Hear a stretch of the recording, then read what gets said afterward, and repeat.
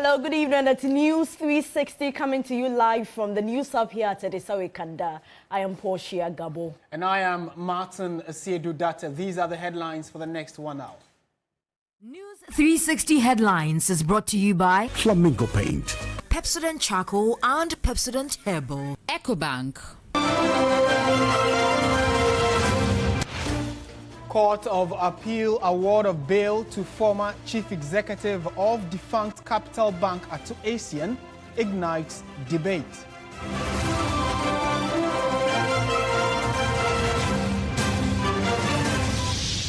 Minority in Parliament accuses Roads and Highways Minister of double standards and misrepresenting old new road projects as new initiatives.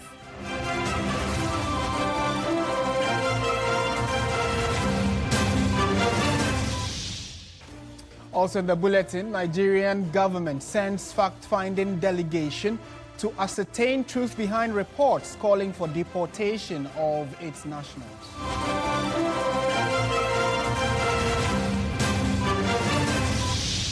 In business news, Bank of Ghana cuts key lending rates to 25% amid cooling inflation and strong cedi, but a financial economist says 20% would have been ideal.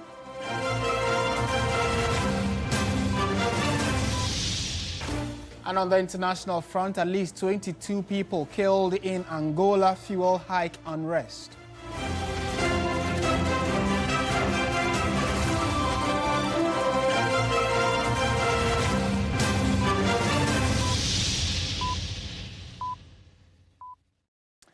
We have details of all these stories and more. We're also streaming on our website and Facebook, so let's hear from you on the stories we have for you tonight. In our very first story, the founder of defunct Capital Bank, William Adom-Otchere, has been granted bail by the Court of Appeal. This comes 21 months after he was sentenced to serve a 15-year jail term for his role in the collapse of the bank. Lawyers for the businessman urged the Court of Appeal to grant him bail pending an appeal against the 15-year sentence. They told the court William Adom-Otchere had been unwell and required urgent medical attention. He was convicted and sentenced in October 2023 after he had failed to stick to payments agreed with the state. While standing trial for various offenses including stealing, he entered into an agreement to refund 90 million cedis. 30 million of that amount was immediately paid, with the remaining 60 million spread into 3 installments of 20 million cedis each. He, however, failed to pay the first 20 million cedis, causing the Office of Attorney General to push for custodial sentence to be imposed. At the time court delivered its judgment, he had been able to repay 37 million cedis out of the agreed 90 million cedis. The businessman is said to have suffered an injury while serving jail time, making the request for bail necessary. The bail is in the sum of 10 million cedis with 2 sureties. He is also to surrender his passport and report to the registrar of the court on a monthly basis.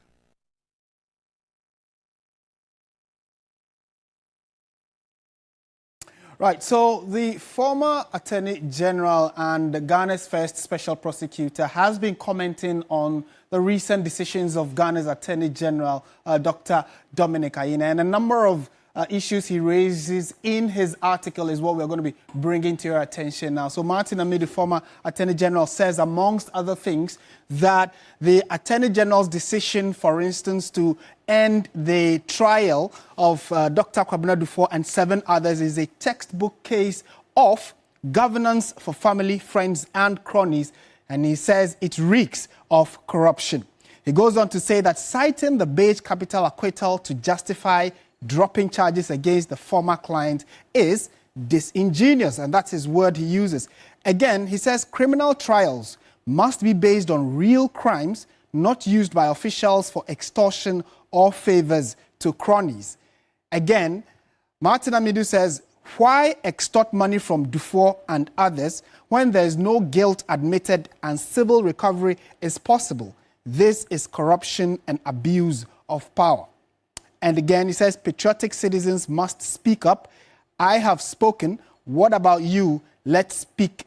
Let's put Ghana first. And those are the words of Martin Amidu, former Attorney General and also Ghana's first OSP. So he's been following all legal conversations in the country and has shared his thoughts on it in a longer episode. If you go to our website, 3news.com, you get all the details of what exactly, or the counter arguments that Martin Amidu has been making.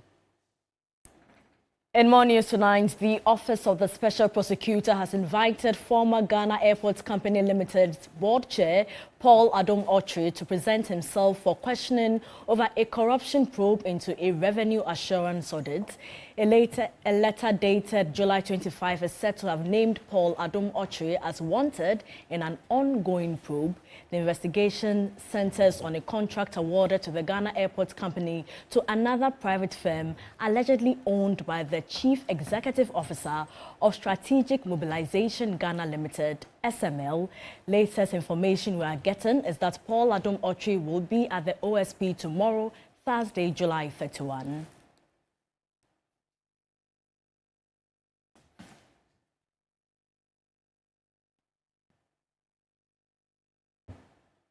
All right, away from that to education-related matters. The Ghana Education Service, GES, says it is in collaboration with the Ministry of Education, the West African Examination Council and regional district directors, as well as the leadership of affected schools, to ensure that senior high school 3 students writing the West Africa Certificate Examination, or WASI, in Bawku and Nalerigu under curfew write it under safe conditions. They go on to say that the statement, which was signed and issued by the head of public relations, Daniel Fenyi, said that special examination arrangements and secure centers are currently under consideration. It said for the first senior high school 1 or SHS 1 and 2 students in affected schools, the Ghana Education Service is exploring all viable learning avenues to ensure continuity of lessons while campuses remain closed for safety assessments. The Ghana Education Service thanked government through the Ministry of Interior for swiftly evacuating students safely out of campus and pledged to work closely with the security agencies to enhance safety to school campuses and to protect both students and personnel. And here's a quote to say, "We call on all stakeholders, community leaders, parents and law enforcement agencies to support efforts to maintain peace, discipline and the sanctity of our educational institutions."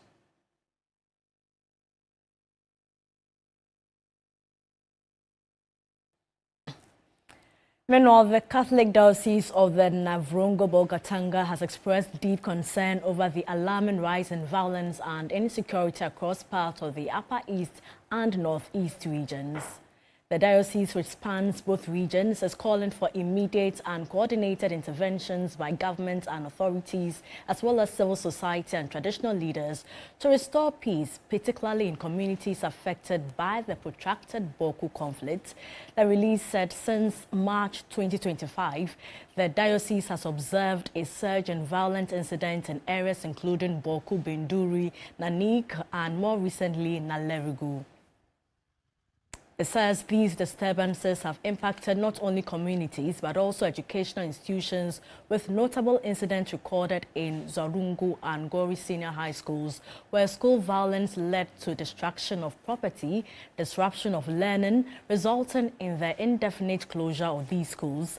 The statement calls on government to take urgent and comprehensive steps to restore peace in conflict-affected areas like Bawku, emphasizing the need for a safe environment for education and daily life.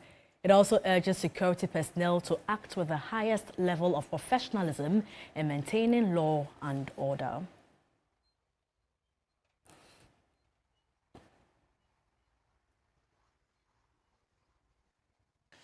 On to some other stories now. Government has strongly condemned the attempted arrest of a Joy News reporter and the assault of an eyewitness by a soldier at a demolition site. According to a statement signed by the Minister of Government Communications, Felix Ofosu-Kwakye, the John Mahama administration views such actions as utterly unacceptable and having no place in our democratic society.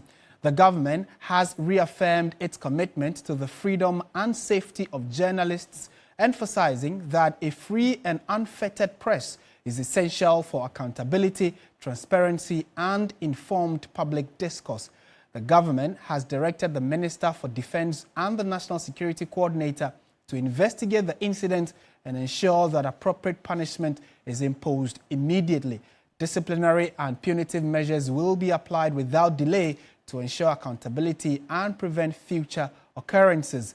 The government has also reiterated its commitment to protecting the right and safety of all Ghanaian citizens. This incident has sparked concerns about the role of security personnel in ensuring the safety of journalists and citizens alike.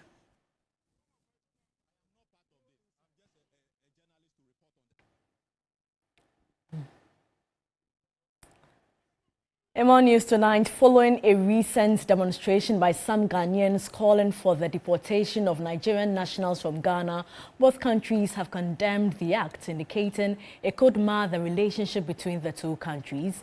The Nigerian government has since sent a fact-finding delegation to ascertain the truth behind the reports, which have become topical in Nigeria while catching the attention of the Nigerian president. As we have agreed, the video that went viral, which incensed Ghanaians legitimately, we were all outraged when we saw that video. That video has been condemned by our counterparts from Nigeria. They have reprimanded the gentleman. He has been asked not to engage in such statements and such commentary. As you do know, I had met him earlier, and he was very contrite in the meeting, has apologized. He's issued a public statement apologizing to President Mahama, to the government and people of Ghana. And fellow Ghanaians, let's also remember that Nigeria is one of the places where we have a lot of Ghanaians living in that country. A lot of Ghanaians. Our consular department tells us that not less than 500,000 Ghanaians are living in Nigeria. So there is always the potential of reprisal attacks. And so it is absolutely crucial that this is managed very well. For her part, the Nigerian Minister of State in charge of Foreign Affairs, Bianca Odumegu Ojukwu, said her observations were different from the widespread media reports in Nigeria. She used the occasion to call on Nigerians in Ghana to respect the laws of their host country. I came and I saw with my own two eyes that there were not tires burning on the streets and people with placards everywhere urging Nigerians to be deported. And it speaks to how the government of President John Mahama was able to rise to the occasion. President Mahama and President Bola Ahmed Tinubu are like brothers. So the message, in short, would be that there is no cause for alarm. The situation is being handled quite effectively. We will continue with our stakeholder engagement.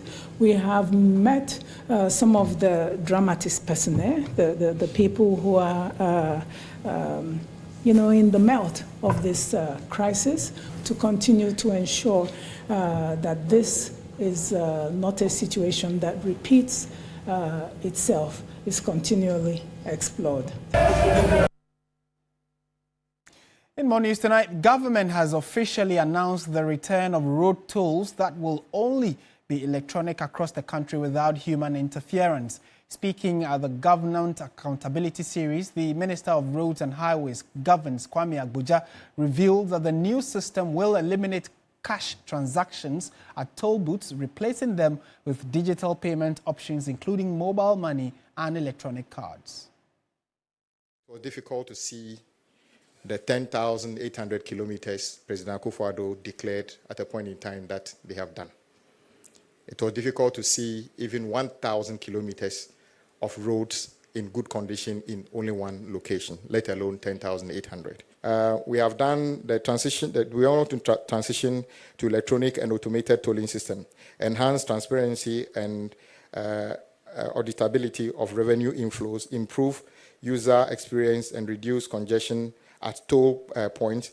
The ministry has launched a concessionaire pre-qualification process so far. Public advertisements have been done. A pre-qualification conference was held on the 3rd of July 2025. 12 firms have submitted applications currently under evaluation. Proposed new toll rates have been submitted to Parliament via Ministry of Finance to determine the rates we are going to be charging when the toll is implemented. We are hoping that this will be based on electronic platform. There will be no physical barriers on any road, and the tolling would only apply to roads that are engineered. You will notice that whenever government changes, there's this tendency for people to be interested in managing as a load stations. My brothers and sisters, whatever money we collect in terms of penalties, and let me repeat, whatever you pay with respect to as a loading is not a fee. It's a penalty for wrongdoing. So our aim is to make sure that as a loading would, the accruals will be zero. Those of you who have seen part of the road Agona Junction to Takwa, which was done less than a year ago, part of the reason that road is almost gone is partly because of as a loading, not entirely because of that. But many other roads across our country are in a very deplorable state. We intend to do something about this, and then we have recommended a stiffer penalty regime for those who would not abide by the rule and overload. So you will see that the fees and charges that will come up, we are intending to hike the penalty for overloading on our road from 5,000 Ghana cedi to 50,000. Meanwhile, a member of the Roads and Transportation Committee, Francis Asiedu-Dartey, has accused the Roads and Highways Minister of double standards and misrepresenting old road projects as new initiatives. Speaking to the press and Parliament, the former Roads and Highways Minister says that the previous administration completed over 13,000 kilometers of road, a figure that contradicts statements made by the current minister. Today's comment made by the Minister for Roads and Highways, Honorable Kwame Abuja, during his press briefing are not only misleading, but reflect a worrying pattern of deliberate distortion and double standards. There are two issues that I want to talk about. One is the over 13,000 kilometers of road constructed under President Nana Addo Akufo-Addo. The minister claims that President Akufo-Addo's widely acknowledged achievement of constructing over 13, he mentioned 10,000, but the original figure is over 13,000 roads, is a mirage because he did not see any such roads during his recent tour. This is not only disingenuous, but gross attempt to politicize hard facts. Let us put the matter on record, set the record straight. Between 2017 and end of 2024, the Akufo-Addo administration undertook road projects totaling 13,624 kilometers. This is in clear contrast to the 4,636 kilometers executed under the Mills Mahama administration of 8 years. These over 13 kilometers comprise new constructions, asphalt overlays, graveling and graveling, reconstruction and partial reconstruction. If the minister has doubts about the data, he should have the courage and the sincerity to confront the Director of Monitoring and Evaluation at the Ministry, not to resort to cheap political propaganda aimed at tarnishing the legacy that outshines anything his party has achieved in office. The Greater Accra Regional Minister Linda Akwele-Oklu has pledged to restore all encroached Ramsar sites within the region. In an upcoming TV3 documentary titled Vanishing Wetlands, the minister revealed that her office has the full backing of the presidency to undertake this ambitious restoration effort. Joseph Armstrong has the rest of the story. The Greater Accra region is home to 3 internationally recognized Ramsar sites: the Sakumo Ramsar site, the Densu Delta, and the Adansongo Ramsar site. Sadly, these vital ecological areas are on the brink of collapse due to years of unchecked encroachment and illegal development. This environmental degradation has significantly contributed to frequent flooding in parts of the capital, resulting in loss of lives and destruction of property. To address this crisis, the minister, in collaboration with NADMO and various district assemblies, has initiated a massive demolition exercise targeting unauthorized structures built on Ramsar lands. Speaking to TV3, the Greater Accra Regional Minister, Linda Akwele-Oklu, emphasized her ministry's unwavering commitment to restoring all wetlands in the capital. We cannot be here on our own authority. Jubilee House is in a known. As far as NADMO is concerned, he's also here. DJ is here, Director General for NADMO. We are all here. The fact that we started here doesn't mean that we are ending here. It's a process. And so right from here, we'll visit other places to make sure that all the illegal structures will be done. I'm not sure there will be any compensation because the people are very much aware that there's a Ramsar site, a reserve site. And so why would you even come and build here? But how did things get this far? A systemic failure. Systemic failure because you realize that instead of the institutions working together, they end up blaming each other. We are begging government to do is, people are built already. There are places which are core, heavily under siege. That one, if there's a demolition, no, fine. But there are a lot of places which are proper dry lands. So the government must liaise with the various chiefs on those lands. And then with the assembly, together with the assembly, do some form of regularization. The political will is there and people will not sort of use their influence and connections to do things, and they think after doing it, they have a way of regularizing it. You can go somewhere. It is not the fault of most of these people to be here. They were misled. But you yourself knew, those people here, they know that this place is not a residential area. When something is about the common good of the nation, your individual interest doesn't come in. Wetlands are wetlands. They are meant for a reason.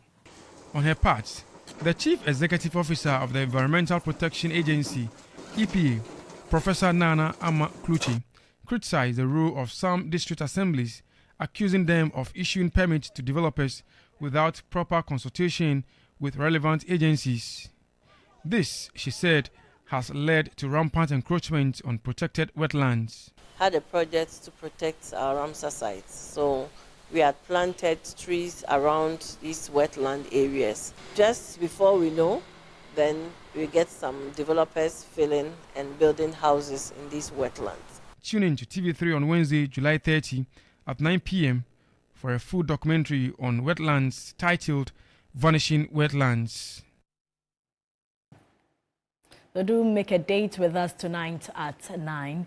As part of processes to intensify stakeholder engagement ahead of the rollout of the human papillomavirus vaccine in Ghana, health and education officials have outlined plans to ensure high coverage.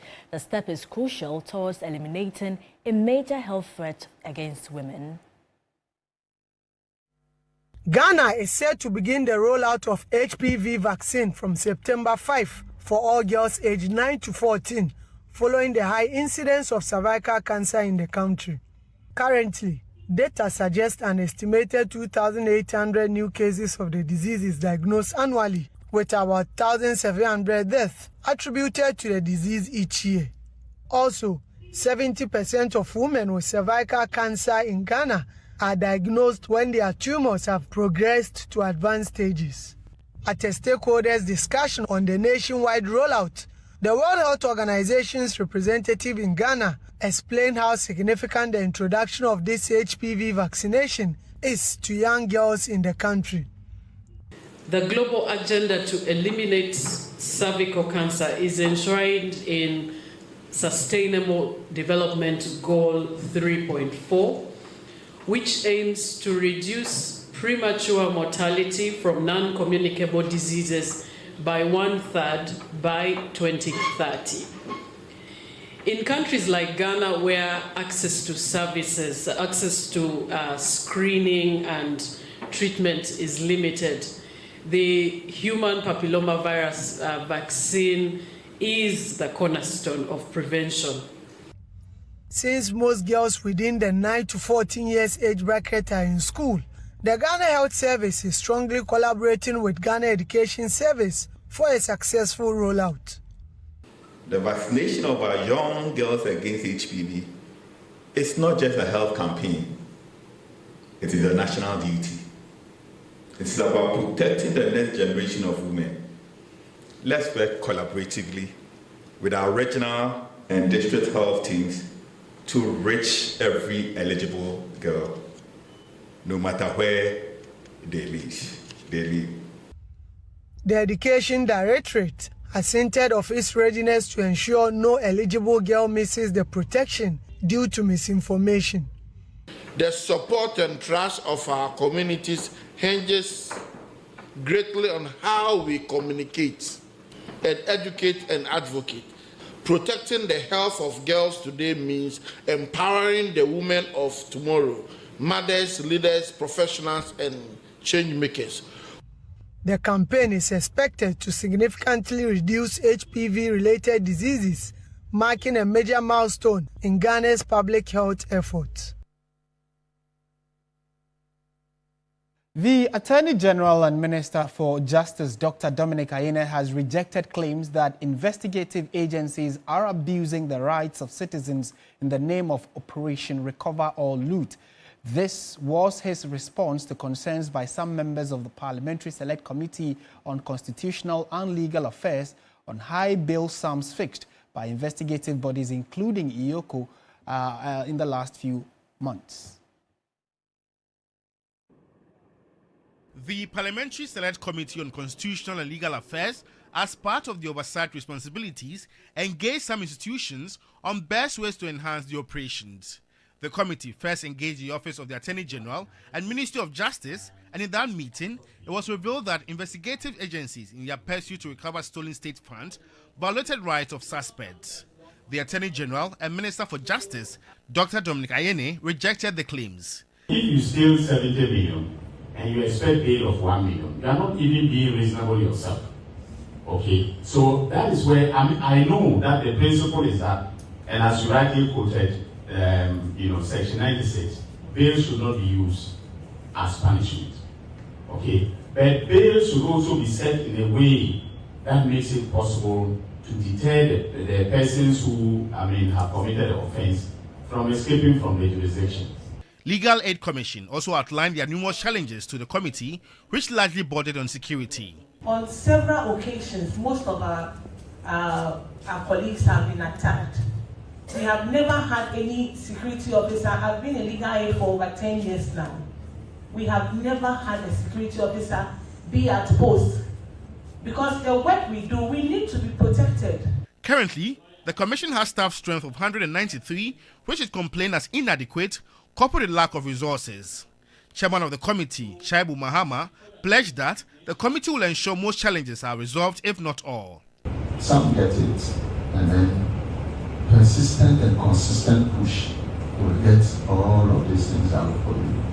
And so these are the preliminary stuff that I just taken from you. Like I said, we have listened to your programs. We know them already, but we just want you to tell us again what those issues are. The Registrar General's Department and the Council for Law Reporting also met the committee, who are assured of improved budgetary allocation and logistical support. You're watching News 360. Stay with us. We have business, sports, entertainment, all coming up.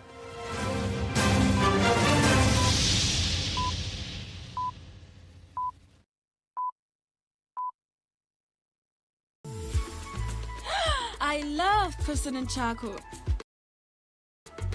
Why? When there are so many other charcoal toothpaste. There's both charcoal and lemon. Oh, yes, look right here. Yes. Pepsodent Charcoal has two of nature's powerful whitening ingredients. With the power of activated charcoal and lemon essence, it removes stains and white.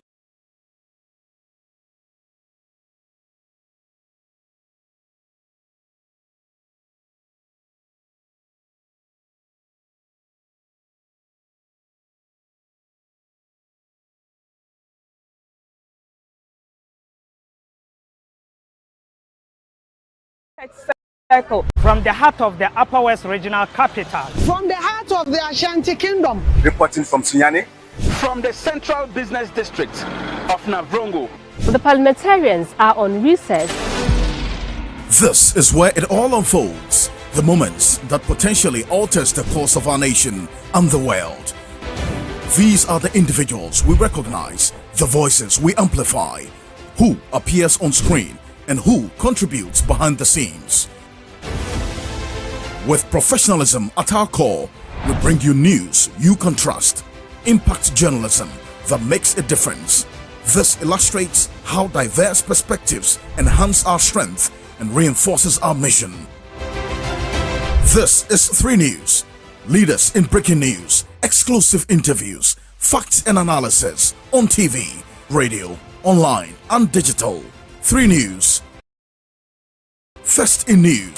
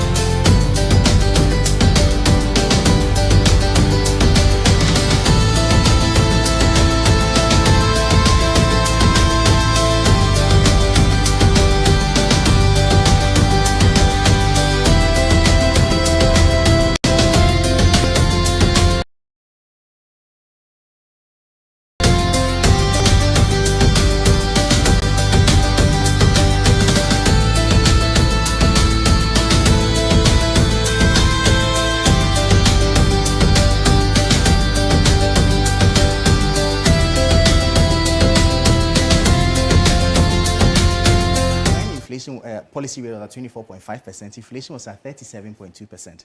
That was in 2022. 2022. However, now in 2025, where inflation is around 25%, policy rates are 25%, inflation is at 13.7%. But you look at 28% was maintained for about 4 consecutive times. Yeah. And as it was maintained, inflation dropped significantly. Okay. So the big question is, now that we've dropped policy rate, will the inflation drop continue? Further? That's a question for the gods. Those are critical questions we'll be answering in our subsequent bulletins as we analyze the data. Okay, great. All right, and thank you so much. So we'll go straight into our top story. Hello there, good evening. Welcome to the business segment here on News 360. I am Michael Obudu. Now, the Monetary Policy Committee of the Bank of Ghana has lowered its key lending rate by 300 basis points to 25%, the biggest cut in years as macroeconomic indicators point to a firmer recovery. The bank says these trends support a policy shift to ease credit conditions and sustain growth. With inflation slowing and the economy showing signs of recovery, all eyes were on the central bank's next move. At its 125th monetary policy press briefing, the committee has made a bold call, one that could shape lending rates, business sentiment, and household spending in the coming months. Headline inflation has declined sharply to 13.7% in June, down from 18.4% in May, the lowest reading since December 2021. The cedi has appreciated by 40.7% against the US dollar so far this year, while gross international reserves now stand at $11.1 billion, enough to cover 4.8 months of imports. The impact of these risks on inflation are expected to be offset by appropriately tight monetary policy stance and continued fiscal consolidation. Given these considerations, the MPC, by a majority decision, voted to lower the monetary policy rate by 300 basis points to 25.0%. The governor also highlighted improved fiscal performance, with the public debt stock dropping from 61.8% of GDP at end 2024 to 43.8% in June 2025, driven by cedi appreciation and lower borrowing. Our gross international reserves stood at $11.1 billion as at the end of June 2025, which is equivalent to 4.8 months of imports of goods and services, compared to $8.9 billion or 4 months of imports cover as at end December 2024. Bismarck Hausa, 3 Business, The Bank Square. Meanwhile, a senior fellow at the civil society organization Africa Policy Network has criticized the rate cut, describing it as woefully inadequate. He argued that given current macroeconomic conditions, a reduction to at least 20% would have been more appropriate. The 300 basis points reduction in the policy rate, I think, is woefully inadequate and does not address the systemic problem that businesses face in getting credit at a very high cost. And I think that the realistic policy rate currently, looking at the indicators, should be around 20% and not 25%, because the data tells us that we are doing so well in terms of our monetary and the economic indicators. For example, if we look at the dollar, which has fallen by about 40% from the beginning of the year. If we look at inflation has fallen around 41.7%. Interbank rate is doing has fallen about 35%. The Treasury bill rate alone has fallen over 60%. But when you come to monetary policy, but for this last reduction, we were doing around 7%, which relatively somebody may want to question, why are we keeping the monetary policy so high? We'll turn our attention now to the currency and commodities market and bring you updates.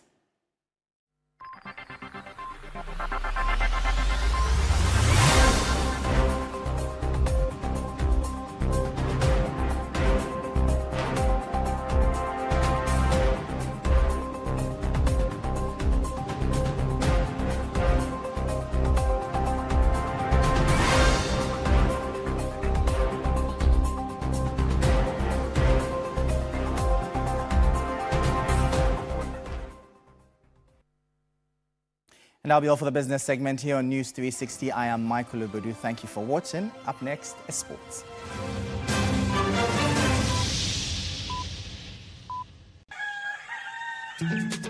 Still, Misaka, and Namu was a summer brabo, and it can afford swab.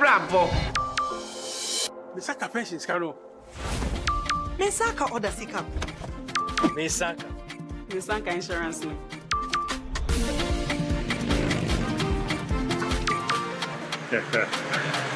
Misaka loan. Momo Fogosuri ye echumaden, diaboye nyina ye sika ho ban. Se MTN ana momo jumaye ni befrewa or the 0244 300,000 ene befrew. Na numpo orin bitsaw one time password ana se upin code enti wonso ye wa femu die na ma weni na ho na wonsa enka omo.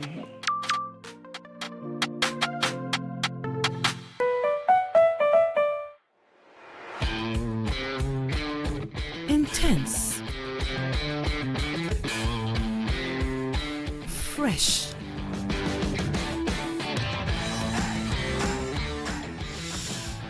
long-lasting,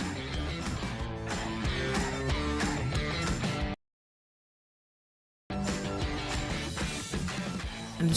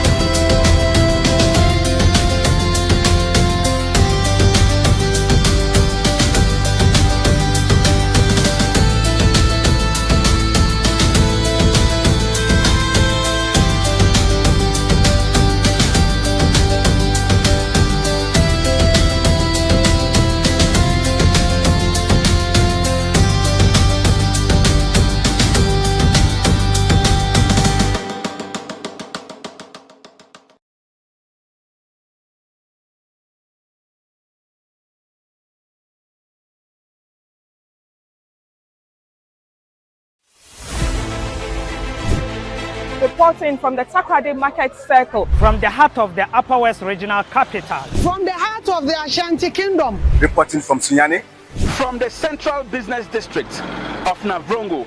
The parliamentarians are on recess. This is where it all unfolds.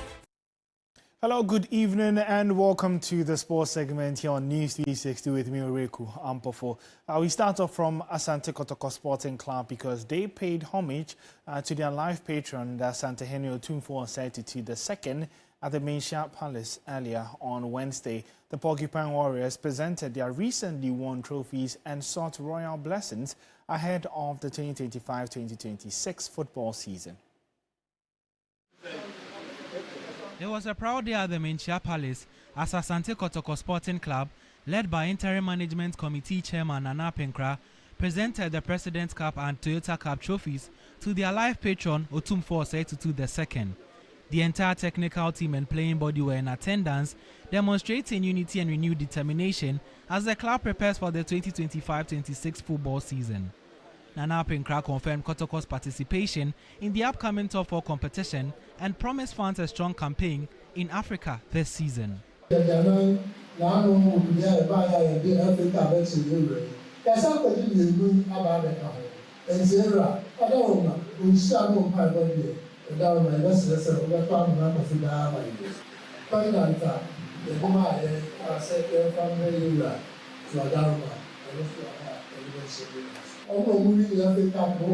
South Africa.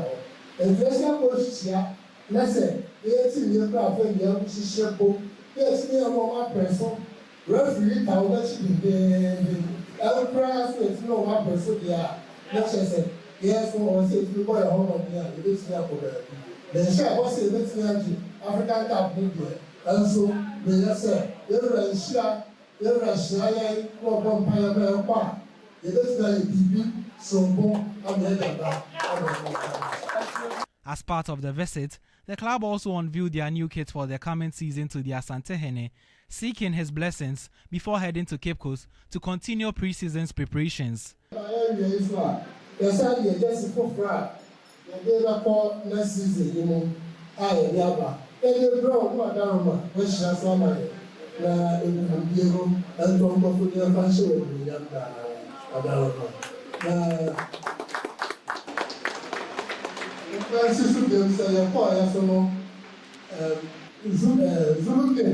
The parents of Zulu, they share a point. They live in South.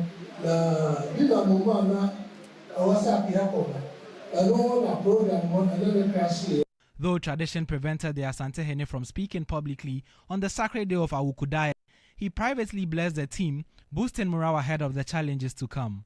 Kotoko will now continue their preparations in Cape Coast with their eyes set on a strong showing in the top 4 and the CAF inter-club competitions. Well, let's do some more stories where the players of Bayern Munich finally have the ball at their feet again after their obligatory medical assessment and performances diagnostic test. The players started training on Wednesday afternoon for the first time since the club woke up under the guidance of head coach Vincent Kompany, including the new signing Luis Diaz, who was also involved in the first training session of pre-season. The 28-year-old's move from Liverpool to Munich was only announced on Wednesday morning. The Colombian attacker is also set to be included in Bayern's squad for the first time in their friendly against Lyon on Saturday afternoon at the Allianz Arena. You can get more updates on our social media handles at 3Sports. My name is Oreku Ampofo.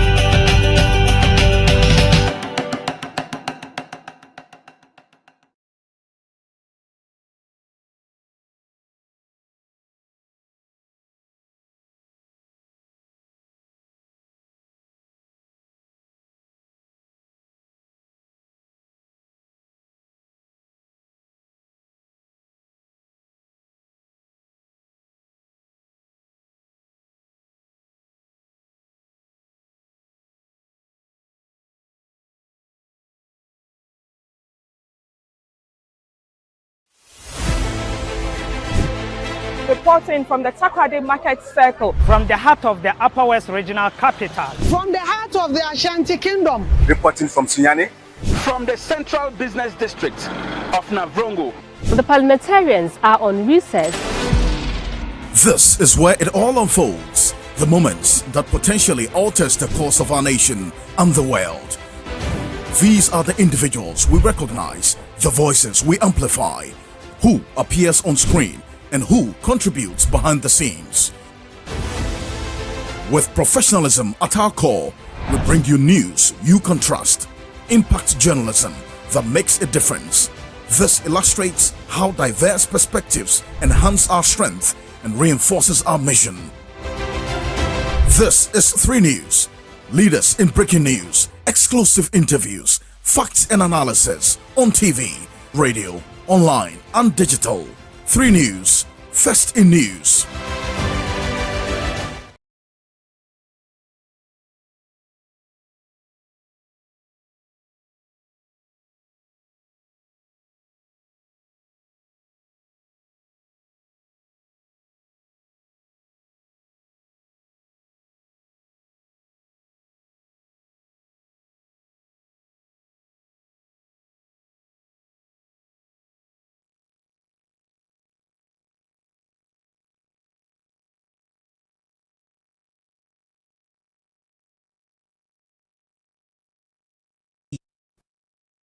Entertainment news segment is brought to you by GTP Lifestyle and Napa Foods, Heaven Black Insecticide Spray and Coil, powered by 3 Entertainment.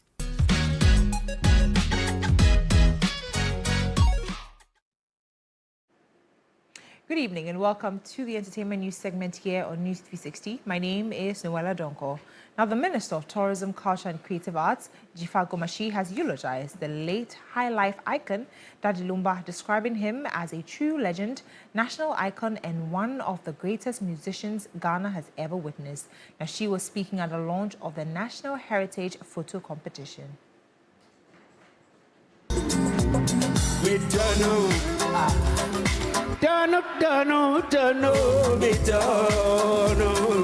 In honor of a true legend, a national icon, and one of the greatest high-life musicians this country has ever known, the late Charles Kwejo Fosu, affectionately called by all of us as Daddy Lumba. His music touched generations. His voice became the soundtrack of our lives. His lyrics captured the stages of the life cycle, and his legacy will echo through the heart of Ghanaians and Africans forever. Speaking at the launch of the National Heritage Photo Competition, the minister disclosed that Ghana is in talks with UNESCO to have high-life music officially recognized as an intangible cultural heritage. We are in talks with UNESCO. We've done all the work to have high life listed, and it would have been great to have him with us when they eventually give us that green light for us to have a real celebration of part of our heritage that comes through our songs. But our creator knows best. I'm sure he's journeying on to continue high-lifing even in heaven with the ancestors. The recognition of high life as a cultural heritage underscores its significance in Ghanaian culture and history.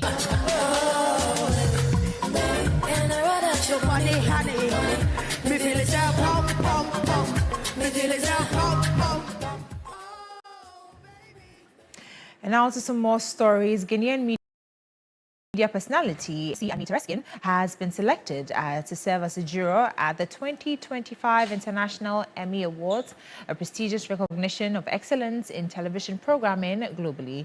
Now, this marks her return to the panel of jurors. Anita expressed gratitude to the International Academy of Television Arts Sciences for the honor.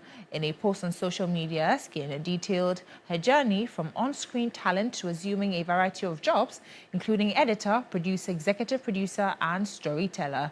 She highlighted the value of deliberate learning and development in her career. Well, that'll be it for the entertainment news segment here on News 360. My name is Noella Donko.